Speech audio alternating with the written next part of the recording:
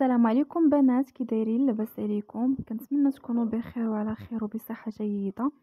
بغيت نشارك معكم هذا الرايب اللي وصفه ديالو ناجحه 100% بدون تعقيدات، اللي المكونات ديالو بسيطه وطريقه جد سهله.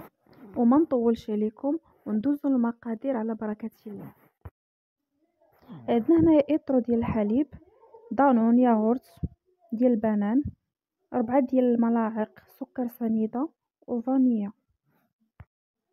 كناخدو كأس ديال الحليب من داك الاترو، كنضيفو عليه دانون، كنخلطوه مزيان، والما باقي ديال داك الاترو كنديروه في كاسرول وكنوضعوه فوق النار يفيض.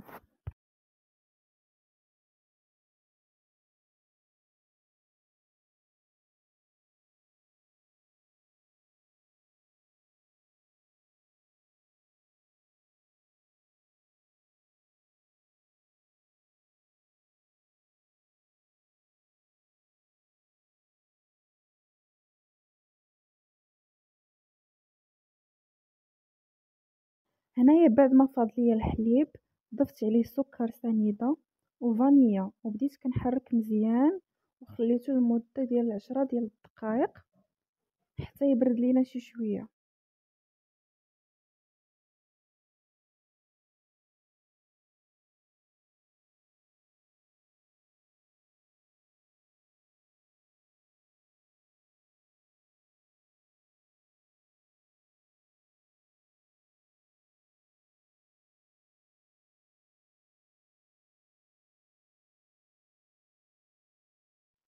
هنا بديت كنخلطو مزيان، ومن بعد خلطته مع داك الحليب اللي كنت ضفت عليه دانون، وكنصفوه بالصفاي ديالنا.